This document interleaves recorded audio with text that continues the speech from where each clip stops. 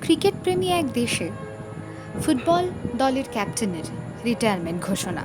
হ্যাঁ, সত্যি এক সাড়া ফেলে দেওয়ার মতন খবর। ভারতীয় ফুটবল দলের ক্যাপ্টেন সুনীল ছেত্রী ঘোষণা করলেন নিজের রিটায়ারমেন্ট।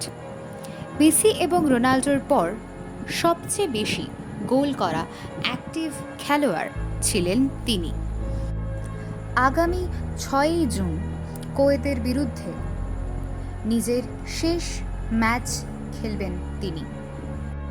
সম্প্রতি নিজের সোশ্যাল মিডিয়াতে একটি ভিডিও শেয়ার করে তিনি বলেছেন তার পরিবার এবং তার খেলার জগতের কথা।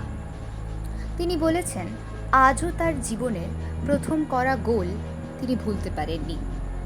তার পরিবারের অনুভূতি এবং তার সম্পূর্ণ কেরিয়ারের জার্নি শেয়ার করেছেন তিনি।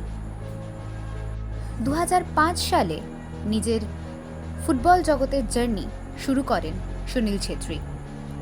150টি ম্যাচ, 93টি গোল এবং অন্যতম অ্যাক্টিভ খেলোয়াড় হিসেবে তৃতীয় স্থানে রয়েছেন তিনি। নিজের খেলোয়াড় জীবনে নানাবিধ পুরস্কার পেয়েছেন তিনি, যেমন পদ্মশ্রী, অর্জুন পুরস্কার এবং খেলোয়াড় রত্ন। তার পিতা ছিলেন একজন আর্মি এবং তার মাতা ছিলেন একজন ফুটবল খেলোয়াড়। তারই হয়তো ধারা বয়ে নিয়ে চলেছিলেন তিনি। তিনি মনে করেন ভারতীয় ফুটবল দলের ক্যাপ্টেন হিসেবে সবচেয়ে বেশি ভালোবাসা পেয়েছেন তিনি। বহু মানুষের সাপোর্ট এবং ভালোবাসায় তিনি আজ এই স্থানে। তবে আপনারাই বলুন তো, ক্রিকেট প্রেমী এক দেশে ফুটবলের প্রতি ভালোবাসাটা কি সমান? সত্যিই কি ক্রিকেটের মতন ফুটবলকেও সমান ভালোবাসা দিতে পেরেছে ভারতীয়রা?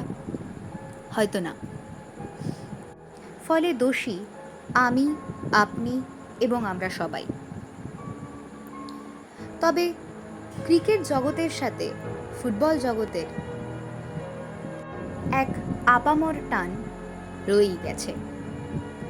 অন্যতম বিখ্যাত ক্রিকেটার বিরাট কোহলির সাথে খুব ভালো বন্ধুত্ব ছিল সুনীল ছেত্রীর। তাই নিজের সোশ্যাল মিডিয়া ওয়ালে সুনীল ছেত্রীকে নিয়ে একটি পোস্ট শেয়ার করেন বিরাট কোহলি। তিনি গর্বিত তার বন্ধুকে নিয়ে, তিনি গর্বিত ভারতীয় ফুটবল দলকে নিয়ে, গর্বিত আমরাও, গর্বিত সকল ভারতবাসী তাকে নিয়ে। তাই তার এই বিদায় লগ্নে প্রতিটি ভারতীয়র তরফ থেকে বিনম্র শ্রদ্ধা তার প্রতি। ভালো থাকবেন মহারাজ।